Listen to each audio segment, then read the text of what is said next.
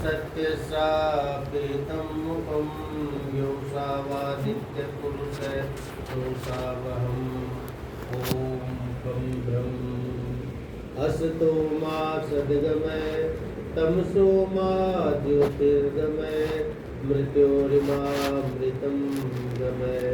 हो असत से दूर भगवन सत्य का वरदान दो, दूर कर दुष्टि मेरे भगवन शुभ्र ज्योति विहान दो। मृत्यु बंधन को हटा मृत्यु हे भगवान दो, प्रकृति का सुख से छुड़ा आनंद मधुपान। सर्गारंभे मनुष्याणां कल्याणाय दयानिधि, प्रकाशयति योगेशान तं वन्दे परमेश्वरं। वन्दे देवदयानन्दं वेद विज्ञानवारिधिं, सत्यवेदार्थरत्नानि सर्वेभ्यः प्रयच्छति। तपो विज्ञानभूतात्मा वेदार्थानां प्रकाशक, प्रणूयते दयानंद ऋषिकोटिमुपागत। ओम शांति शांति शांति। वंदनीय मातृशक्ति आर्य समाज मानसरोवर के यशस्वी प्रधान जी, मंत्री जी, कोषाध्यक्ष महोदय, अन्य सब महोदय और उपस्थित मेरे प्रिय श्रुति श्रोतागण और प्रिय बच्चे, इतना अच्छा लग रहा था सत्संग के को देखते हुए। हम भाग्यशाली हैं जो हमें ऐसे क्षण प्राप्त हुई परमात्मा की कृपा से। बिना परमात्मा की कृपा के ये क्षण प्राप्त नहीं हो सकती। अब एक बात ये आती है कि हम तो सत्संग हमेशा करते हैं, प्रति रविवार करते हैं, फिर बार बार करने की आवश्यकता क्या हो जाती है? उसी का ही मनन करा करें, उसी का ही चिंतन किया करें, उसी में ही रत रहे तो फिर क्या है? तो ऋषियों ने कहा देखो एक कमरा है, बिल्कुल सफाई करके उस कमरे के ताला लगा दिया, 8 दिन बाद खोला, देखो वहां पर क्या स्थिति होती है। धूल वगैरह आती है चारों तरफ से। बस यही हमारे मन की स्थिति है। सुनते हैं अच्छा लगता है, कुछ व्यवहार में भी आता है हमारे, लेकिन उसके बाद में फिर गायब हो जाता है। और वही मलिनता अज्ञान की, अविद्या की, वो हमारे हृदय के ज्ञान के ऊपर आ जाता है आवरण। तो उसको दूर करने के लिए सत्संग हमेशा आवश्यक है, और वो मिलती है पुनीत कर्मों से, अन्यथा मिलती है। कितने अच्छे भजन गाए अभी, सबके अंदर सदुपदेश दे। जिन कवियों ने लिखे हैं ये बड़ी एकाग्रता से, तन्मयता से और बिल्कुल हृदय के भावों को उसके अंदर प्रस्फुटित किया है। अब स्थिति इसके अंदर हमने देखा, अभी राष्ट्रभक्ति का आया, बच्चे ने भी गाया, अब हमारे प्रभा जी ने कितना अच्छा वो प्रस्तुत किया। अगर ये स्थिति हमारे अंदर हो जाए तो समाज के अंदर खुशहाली आ जाएगी, अन्यथा ये झंडे तो खूब फहराते हैं, लेकिन इसकी वास्तविकता को देखो क्या है। उसी हिसाब से यदि हम करें तो विश्व में सबसे पहला राष्ट्रीय गीत भगवान वेद व्यास ने रचना की। भारत का अर्थ उसमें ज्ञान रथ होना भी है। भारतवर्ष हमारे देश का नाम है, भारत के नाम से पड़ा है, ये हमारा इतिहास बताते हैं। लेकिन वास्तविक अर्थ की तरफ जाए तो ज्ञान रथ, और ज्ञान का स्रोत तो वेद के अतिरिक्त हो नहीं सकता। वेद के अतिरिक्त कोई सा भी ज्ञान है वो अज्ञान की श्रेणी में आता है, कभी लाभ नहीं दे सकता, कभी हमारे को शांति और सुख प्रदान नहीं कर सकता। इसलिए उस वेद ज्ञान की तरफ चले। 2-4 पंक्ति में आपको उस गीत की करता हूँ, आपके सामने प्रस्तुत है। आप भी मैं कहूँ उसका उच्चारण करें। पहले ओम का उच्चारण। ओम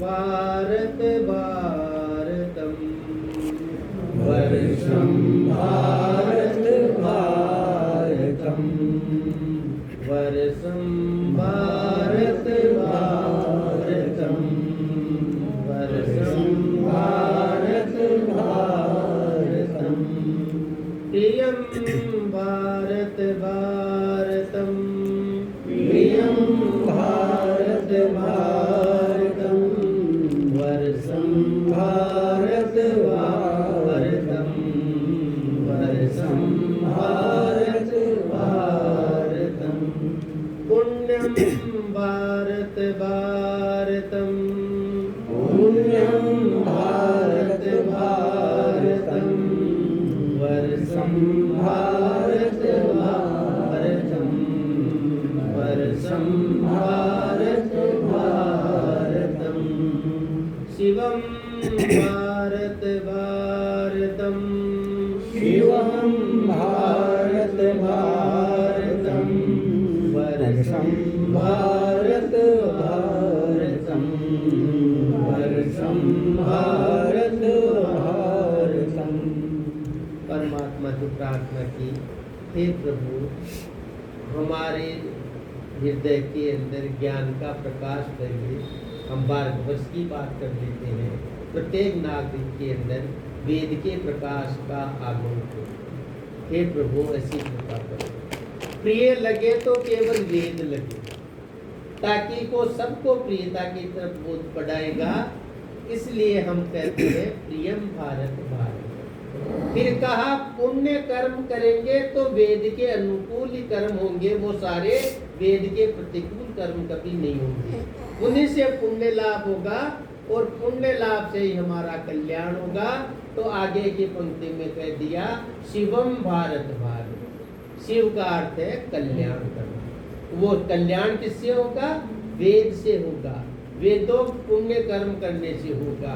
वास्तविक वो ध्वजारोहण है जो हम करते हैं, ये अंदर ठहरे हमारे वेद की बातें, तब हमारे को आनंद की अनुभूति होती है और जो हम चाहते हैं भारतवर्ष में उसकी प्राप्ति भी होती है। आप देखिए एक गुरुकुल कांगड़ी विश्वविद्यालय के बहुत प्रसिद्ध बाद में तो हुए हैं समर्पणानंद जी महाराज, संन्यास ले लिया था बाद में, बिल्कुल स्वामी समर्पणानंद जी महाराज।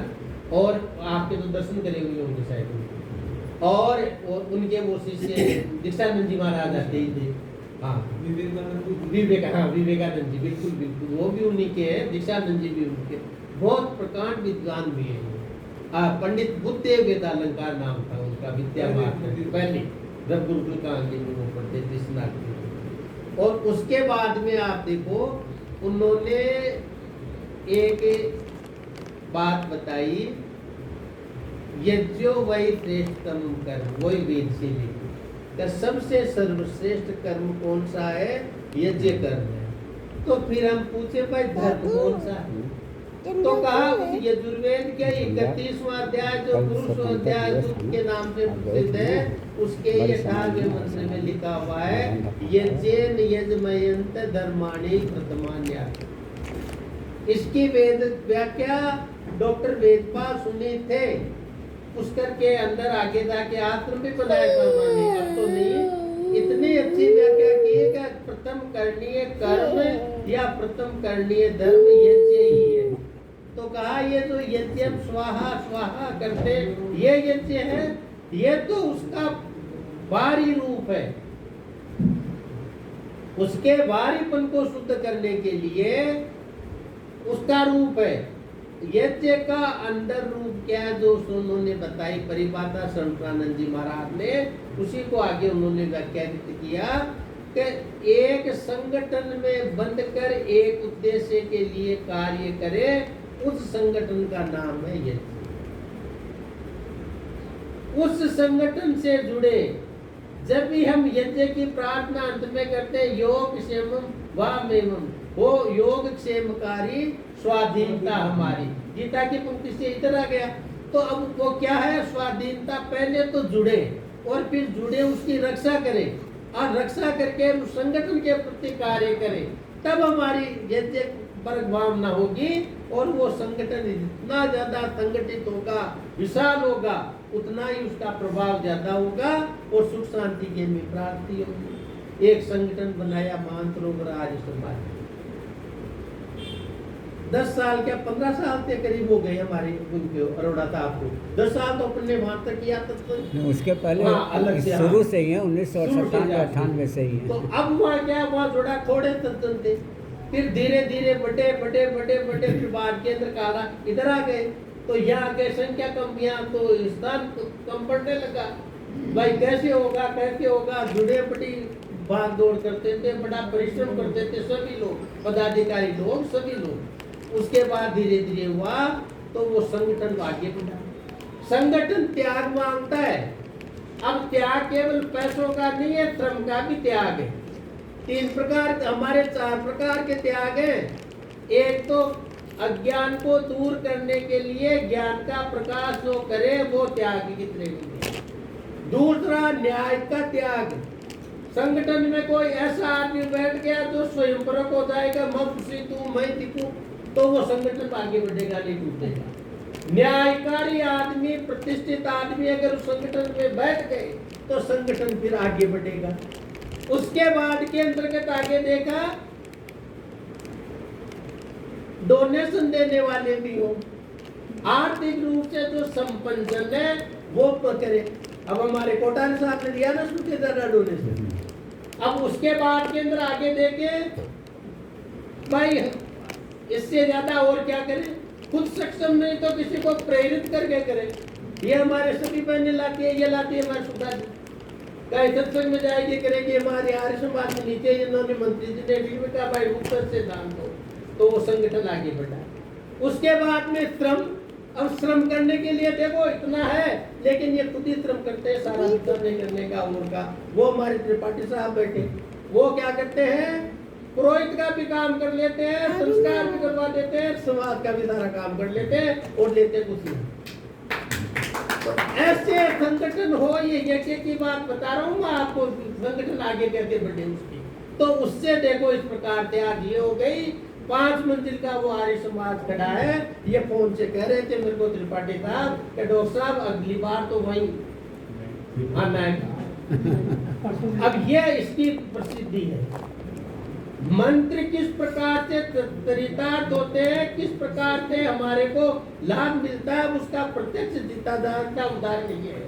अगर इस प्रकार से हम कार्य करें, आगे बढ़े, तब हमारी सार्थकता आएगी और हमारा कल्याण होगा।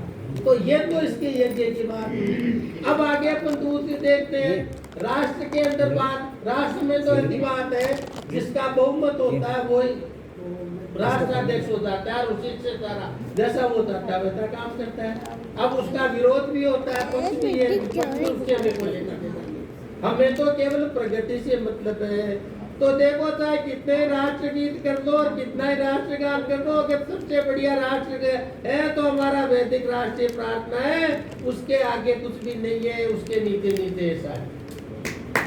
ऐसी प्रार्थना उसकी राष्ट्रीय प्रार्थना हम करते थे, ओम आ ब्रह्मण ब्राह्मणो ब्रह्मवर्षि जायताम आ राष्ट्रे राजन्य सूर्य शिव्योति व्याधि भारतो जायताम दोगरी धेनुर्वोडा नडवाना सुसप्ति पुरंदिर्योसा जिष्णु रथेष्टा सभेयो युवा से यजमानस्य वीरो जायताम निकामे निकामे नह पर्जन्यो वर्षतु फलवत्यो न औषधय पच्यंताम योग क्षेमो न कलकता। अब आप देख लीजिए कि इस मंत्र को प्रैक्टिकली देखो। मैं साइंस का स्टूडेंट रहा हूँ, मैं उसी बात में विश्वास करता हूँ जिसका प्रैक्टिकल प्रूफ हो। अब प्रैक्टिकल प्रूफ के अंतर्गत आप देख लो, क्या इसके अंतर्गत करें हमारा सबसे ज्यादा अगर इनकी रहती है, मेरे को कहीं बाहर भी हूँ मैं, लेकिन इनकी श्रद्धा खेस लाती है, नहीं वहां चलना है। बड़ी श्रद्धा से ये ज्ञान के प्रति इतनी श्रद्धा है। अब ज्ञान तो विद्वानों का दिया हुआ है, अपना मेरा अपना खुद का कुछ भी नहीं है। परमात्मा की कृपा से विद्वानों के हृदय में ज्ञान सत्य हुआ। उन विद्वानों ने विभिन्न तरीकों से प्रवचन करके आदर्श स्थापित करके और हमारे को दिया, और उस ज्ञान की गंगा के अंदर हम नहाकर हम उज्जवल हो गए, गंगा लाभ, ज्ञान की गंगा लाभ कर रहे हैं। कावड़ लाके गंगा का लाभ क्या, ज्ञान गंगा की कावड़ उठाओ और उससे स्नान करो, कल्याण उससे होगा। भगवान शिव का अभिषेक, जलाभिषेक, वो अभिषेक है। जल के अंदर सरलता है, गम्यता है, ऊर्जा है और सहजता है और शीतलता है। ये सारा जल किसका प्रतीक है, आत्मज्ञान का प्रतीक है। और वो आत्मज्ञान मिलेगा परमात्मा की कृपा से, अन्यथा मिल नहीं सकता।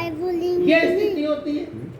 अब ऐसी कावड़िया भी चल रही थी, इतना शोर हो रहा था, मेरे को समझ में नहीं आ रहा है क्या बोल रहे हैं। पूछ लो जाए किसी से। अब उनको ये है कि हमारा तो भगवान सुन रहा है, आपको दे रहे लोग न उनको भगवान के बारे में पता, न कोई बोल रहे हैं उसके बारे में पता, कुछ भी पता मालूम नहीं उनको, लेकिन चल रहे हैं। क्यों? ऋषि ने कहा अविद्या फैल गई, और फैली भी कितने, पहाड़ जितनी, और उसका समर्थन भी करने लग गए लोग। कई लोग करते हैं, हमारे में से करते हैं कि नहीं नहीं नहीं जी, अरे नहीं नहीं, सत्य तो एक ही है, सत्य रहेगा वो एक ही रहेगा, तो नहीं हो सकते उसको चाहे प्रस्तुत प्रेम से कर दो, चाहे स्पष्ट रूप से कर दो, चाहे कैसे भी कर दो, वो अपनी सत्यम प्रियम प्रिय रूप से बोलते हैं। लेकिन अगर मान लो कोई ज्यादा अगर इस प्रकार का तपस्वी है, तो वो कड़ी बात भी कर सकता है। वो कड़ी बात किसके लिए कहेगा, अपने भले के लिए। माता पिता चाटा लगाएंगे बच्चे की बदमाशी पे, किसके लिए, अपने भले के लिए। वो गुरु भी उसको दंड देगा, आचार्य शिष्य को, तो अपने भले के लिए। अब दंड के लिए तो ये कह दिया कि दंड दे नहीं सकते, माँ बाप पुलिस में जाके शिकायत करो, तो माँ बापों को फटना दे वाले जाके। विद्या अगर आचार्य दंड दे लेते तो उनको जाके पूछ तो स्कूलों में अध्यापकों को, भाई क्या हाल है तुम्हारा, क्या कर सकते हैं। उन बच्चों को बड़ा मान के चलो, जैसे कहे वैसे करो।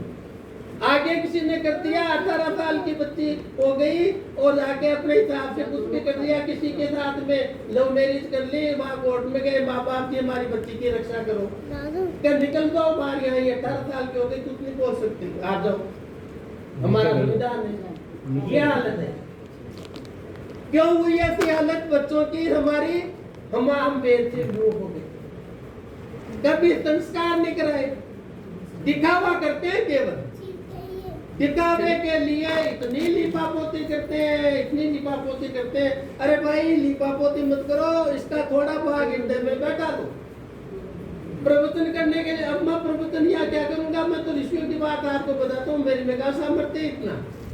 अब उसके अंतर्गत यह है कि मैं जिस बात को बोलूं उस पर मैं अनुगमन नहीं करूं। मैं कहूँ ब्रह्म में उठो, ब्राह्मण हूँ मैं, तो आप भी ब्रह्म में उठो, ब्राह्मण हो, आप सब भी ब्रह्म वेता हो, क्योंकि वेद ब्रह्म है। तो अगर मैं 4 बजे उठ के ब्रह्म चिंतन नहीं करता तो मैं कहने का अधिकारी हूँ, और कहता हूँ तो उसका कोई प्रभाव नहीं पड़ेगा। तो ये चीज पहले खुद देखे। स्थिति ये आ रही है, बोलना सबको सिखा दिया। स्कूलों में देखो तो बच्चे बोलो खूब, अरे छठी क्लास के बच्चे जबरदस्ती कर रहे हैं बड़े बड़ों से, वो कहाँ का निंदा सीखेंगे। वो जैन जी आप लोग देखते होगा, वो उसी का ही परिणाम है, अनुशासनहीनता का। और एक अल्पा जी और आ रहा है, वो उससे भी ज्यादा खतरनाक है, उसके परिणाम आएगी तो देखना क्या हालत होगी। अगर उसकी जगह ये वेद का ज्ञान देते, राष्ट्रभक्ति के गीत सिखाते, भारत की स्वाधीनता स्वतंत्रता के गीत सिखाते, देखो कैसे प्राप्त हुई है, कितना बलिदान देना पड़ा है, जब बाहर पढ़ते। अगर सबसे पहले आजादी का उद्घोष करने वाले थे तो देव दयानंद जी महाराज थे, उनके के अंदर हुआ, और ऐसे किया उन्होंने। आप देखो कि चाहे विधर्मी हो, कैसा भी हो, लेकिन राष्ट्र के लिए दयानंद जी के साथ लग गए सारे। ये उनकी विशेषता थी दयानंद जी की, अपन कहता कह नहीं सकते। उनका तप था सत्य का, उनके सत्य अंदर था, वाणी पे था, कर्म में सत्य था, सत्याधीन थे वो, इसलिए उनकी बात सत्य थी। लोग उनकी बात से एकदम चौंकते थे, प्रभाव पड़ता था उसके ऊपर, जैसे हमारे पे दूसरा प्रभाव पड़ता लाइट का, उस प्रकार से ज्ञान का प्रभाव पड़ता था। वो सामर्थ्य अपने में नहीं, क्यों, इतनी भक्ति नहीं, इतनी शक्ति नहीं। देखो प्रवचन करने की बात अलग है, ज्ञान देने की बात अलग है। खुद अपना अंधकार दूर करके परमात्मा के प्रेम में तल्लीन होता है, उसका सार्थक होता है, और उसके लिए तप करना पड़ता है। जितना तप जितनी तपस्या होगी जब पार पड़ेगी। अब कह तो दिया झंडे फहराली, अब ये केसरिया है, किसका प्रतीक है? ये न्याय का, सुरक्षा का प्रतीक है। पहले बात तो घर के अंदर सुरक्षा देख लो, एक बच्चा कहाँ बैठा थी, विदेश बैठा है, अब पीछे से गुंडे आ गए पड़ोसियों के भरोसे, तो हम कर गए। अखबारों में देखते पूछा जी क्या हुआ, यहाँ कोई क्या भी पता नहीं, हम तो सो रहे थे। अब वो देख कर दो इसे, आके तेरिया की इज्जत हो जाएगी क्या थी इज्जत? न तो बच्चों के संस्कार पड़े, बच्चे ही नहीं, आजकल तो स्थिति ये हो गई कि ये पहले तो वन साइड थी, अब आजकल तो साइड भी सकते, फिर सुरक्षा कहाँ से आ जाएगी? दूसरा करेगा सुरक्षा की, पिटबुल मार लिए डॉग को, आप तो सुरक्षा करो। अभी मैं यहाँ आया था, मेरे को आपको सही कह रहा हूँ, मेरे को तो मैं मेरे विचार कह रहा हूँ, मैं किसी के ऊपर टिका टिप्पणी नहीं करता। 15 जने कुत्ते घुमाते हुए मिले में, जिनको होश नहीं, अरे ये कुत्तों की जगह बच्चे को ही घुमा दो अपने को, जो कम से कम वो थोड़ा तैयार होगा, कुछ होगा तो करेंगे, और फिर कहेंगे नहीं हमारा भारत राष्ट्र, ऐसे बन जाएगा भारत महान, और ऐसे बन जाएगा भारत ऊंचाई। अब फिर नाम दे दिए, इतना निशक्त जन थे, उनकी अपन सहायता करना अपना धर्म है, किसी ने भी कहा। उनको निशक्त जन को पहले विकलांग कहते थे, निशक्त कर दी, अब नाम कर दिया दिव्यांग। दिव्य जन तो वो होते हैं जो महान दिव्य अनुभूति करे हुए होते हैं। अगर वैसे दिव्यांग हो गए तो वैसे ही पढ़ ले लेना आगे, जो ये पढ़ मिल रहा है ना, छोटे छोटे बच्चे प्रधानमंत्री को भी गाड़ियां पकड़ रहे, सबको गाड़ियां पकड़ रहे, रोकने वाला और आधे से ज्यादा जो विरोधी अपने हैं वो सारे उनके साथ लग गए, जो सत्ता के विरोध में वो उनके साथ लग गए सारे। अब ये पता नहीं आज इनके हाथ में स्थिति है, सामने कल को तुम्हारी यही बच्चे तुम्हारी कर देंगे। किसी ने इसका समाधान नहीं ढूंढा, ऋषि ने ढूंढा था, इसीलिए कहा था कि बच्चे की सबसे पहले माता गुरु है। अगर बच्चा बदमाशी करता है, बच्चा अगर दंड वो करता है समाज के अंदर अपराध, तो 3 जनों को दंडित करो। किसको? मातृमान, पितृमान, आचार्यवान को। क्या जाते हैं क्या कहीं जाके पूछने के लिए कि भाई इस बच्चे की ये स्थिति क्यों हुई? पूछे यहाँ पर क्या हुआ? अरे चोरी थोड़ी करता है, ये तो आदत पड़ गई थी इसके नशे की, इसलिए कर ली बेचारे, नहीं थोड़ी करता। और वो ऐसे मजिस्ट्रेट आगे मजिस्ट्रेट तो क्या कि भाई वो तो निर्णय है, न्यायालय थोड़ी है वहां पर, वो तो साक्ष्य देख के निर्णय करते हैं कि किसका साक्ष्य किस प्रकार से आता है, वो करते हैं, न्याय थोड़ी है। न्याय तो हृदय से होता है। पट्टी तो सफेद बांध ली, सफेद पट्टी है ज्ञान का प्रतीक, सत्य का प्रतीक। सत्य के विमुख होके कोई न्याय करे वो न्याय करता होता है। यहाँ पर अपन देखते हैं कि कितने मर्डर करे हुए, रेप करे हुए छूट गए सारे। अभी वो आपने अखबार में देखा था ना, 7 जनों को मार दिया और वो सारे छूट गए, बरी कर दिया सुप्रीम कोर्ट ने, और वो देखो वो घूम रहे सारे। वो सबके सामने कन्हैयालाल उदयपुर में कन्हैयालाल की गर्दन काट दी थी, वो फिर रहा। अब देख लो आप किससे अपेक्षा करोगे? वहां पर राष्ट्र मंत्री बना दिया, वो राष्ट्र मंत्री रक्षा कर लेगा?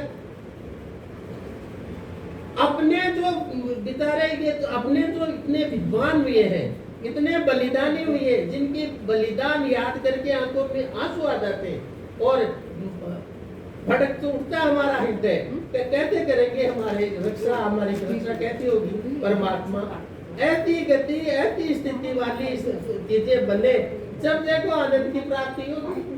ऐसे अखबार में छाप दिया, यूं ऐसे हो गया। अखबार वालों को तो बुला लो और वहां पर उनको गिफ्ट दे दो, प्रेस कॉन्फ्रेंस करा दो, आप कहोगे वैसे छाप देंगे उनको। शंकर भगवान है, बड़ी अनुभूति होती है, पुरानी होती है, ऐसे सहस्त्र कर दे, वैसे पूछो किसके क्या हो गया, देखिए बताओ।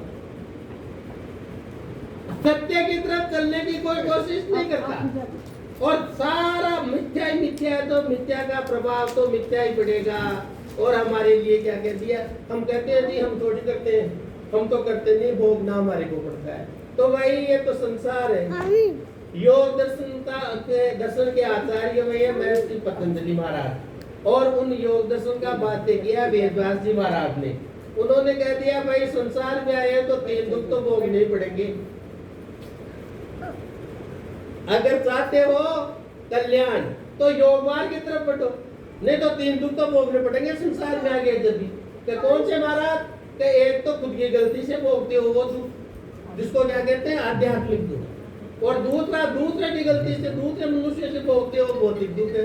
अपन भोगते हैं ना भौतिक दुख, आतंककारी आ गए, भ्रष्टाचारी आ गए, बलात्कारी आ गए, ये भौतिक दुख है सारी की सारी। और तीसरा दुख कौन सा? आदि दैविक। आदि दैविक में मन और इंद्रियां भी देवों में गिनती की ही नहीं। और आपदा जैसे भूकंप आ रहे हैं, कहीं अब ज्यादा बारिश हो के बाढ़ आ रही है, कहीं सूखा पड़ रहा है, कहीं क्या कर रहा है, ये सारे के सारे आदि दैविक दुख है। अब इन तीनों दुख तो रहेंगे ही, इनका निराकरण तो वही कर सकता है जो योग से जुड़ा हुआ है।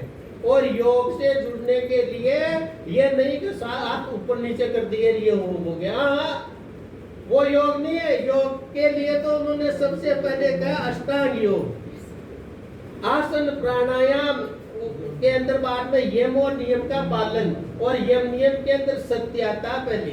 अब पूछ लो अपने हृदय पे हाथ रख के कितनी बार सत्य बोलते हो और कितनी बार असत्य बोलते हो, सामने आ जाएगी चीज बिल्कुल एकदम। टेस्ट हो जाएगा जैसे टेस्ट करते हैं ना अंगीकार इनका, वैसे टेस्ट हो जाएगा अपने अंतरात्मा में। ये कहा है देवा इवा मृतम सोमनसो प्रातः और सायं, अथर्ववेद के अंदर कहा है बैठ के विद्वान जन या सभी सांसारिक जन बैठे और अपने पे चिंतन करें सत्य के ऊपर कि आज इस सत्य के आधार पे कितनी बार मैं चला, कितनी बार डिगा। तो सामने स्पष्ट आ जाएगी स्थिति, जैसे वो बुकलेट रहती है आंसर शीट की, और पता पड़ता वैसे आ जाएगा कि 5 बार तो सत्य बोला है और 25 बार झूठ बोला है। और फिर कहते हैं कि ये योग कैसे सफल योग होगा? सत्य की राह पे चले, सत्य की पुस्तकें पढ़े, सत्य का प्रचार प्रसार करे, किया कहीं जाके नहीं, अपना नाम छपाने के लिए, अखबारों में फोटो छपाने के लिए। अरे भाई ये फोटो नहीं है, ये फोटो तो वो चित्रगुप्त खींचते हैं अंदर ही। जब दंड मिलता है ना तब कहते चित्रगुप्त तो परमात्मा को तो किसी सहायता की आवश्यकता नहीं, वो तो सर्वशक्तिमान है। समझाने के लिए कह दिया कि चित्रगुप्त कौन है? जो गुप्त चित्र खेल ले हमारे, दूसरों को तो न दिखाए, हम अंदर काम करें। उन चित्रों को क्या कहते हैं? गुप्त चित्र। और चित्रगुप्त को कह दिया कि ये चित्रगुप्त ये खेलते हैं। तो जब वो यमराज दंड देते हैं तो क्या करते हैं? चित्रगुप्त को बुलाते कि भाई लाके इसकी फाइल ला, ये कौन है? वो क्या कहिए कहता है कि मैं तो खूब मालाएं पहनी है, खूब मैं तो तमकी है, भंडारे करवाए, कावड़े उठाए, खूब सारा किया। ये कह रहा भाई देख इसकी फाइल, कहीं अन्याय नहीं हो जाए इसके प्रति। चित्रगुप्त ने फाइल खोल के कहा कि जूतों से ठोकने लाएंगे। ये ऊपर तो काम करता था दूध है, अंदर करता था दूध। तो इसका पुण्य का आप भी दे दो और पाप का भी लाभ हो गया। कि भाई तूने जितना पुण्य खिलाया, खाए खिलाया उसका भी लाभ मिलेगा तेरे को, लेकिन ये भी तेरे को भोगना पड़ेगा, निश्चित रूप से भोगना पड़ेगा। कोई बता नहीं सकता उससे, भोगते हैं अच्छे। और फिर कहते हैं जी पता नहीं भगवान ने किस जन्म का दुख दिया। भाई दुख तो तेरे कर्मों ने दिया, नहीं माना। अब उसको देख के समझाए तो भी ठीक है। तो देखो अब टाइम हो गया मेरा, मैं मेरे समय का अतिक्रमण करता नहीं। मैं परमात्मा से प्रार्थना करता हूँ, हे प्रभु हम सत्य ज्ञान की तरफ आरूढ़ हो, स्वाधीन बने, सत्य के अधीन बने, हम असत्य के अधीन नहीं बने। स्वाधीनता का अर्थ होता है अपने अधीन रहे, कोई दूसरा हमारे को अपने अधीन नहीं करे।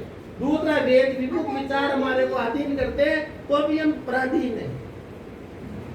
हमारे स्वाधीन जो हमारी आत्मा कौन सी सलाह करती है हमारी, उसी प्रकार से आगे चले तब कल्याण होगा। चले और चलाए, इसी में 2 बात किए, वेद का पढ़ना और पढ़ाना, सुनना सुनाना।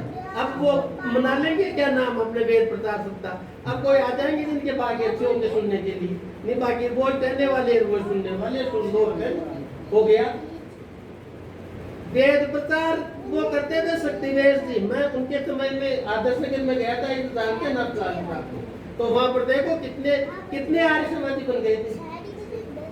सबसे पहले शोभा यात्रा शुरू हाथियों पे सन्यासियों को बैठा के यज्ञ की शोभा यात्रा कराना उन्होंने शुरू किया था।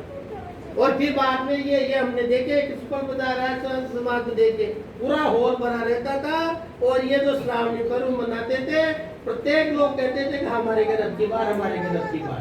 और ऐसे उनके घर में रहते थे तो उनके रिश्तेदार हाथ मार के आते थे। तो 20 आदमी दूर से सुनने वाले होते थे, 20 में से अगर 2 भी वेद की मार्ग में चले गए तो श्रावणी पर्व मनाना सार्थक है। बैठा लिया, सुना लिया, जो अपने ठीक है, वो अच्छी बात है। जितना भी काम होता है अच्छा ही है, कोई बुराई नहीं करते किसी की, लेकिन वास्तविकता बता रहा हूँ आपको, मैंने देखा और आगे बढ़ा इस प्रकार के। आपको मेरी जो अनुभूति है वो बताइए, तो हम भी इसी प्रकार के प्रयास करें, कम से कम हमारे बच्चों को वेद के अनुसार आगे चलाने की कोशिश करें। और अड़ोस पड़ोस के अंदर कहें, नहीं आते कोई बात नहीं, अपना प्रयास जारी रखें, जो आता है वही अच्छी बात है।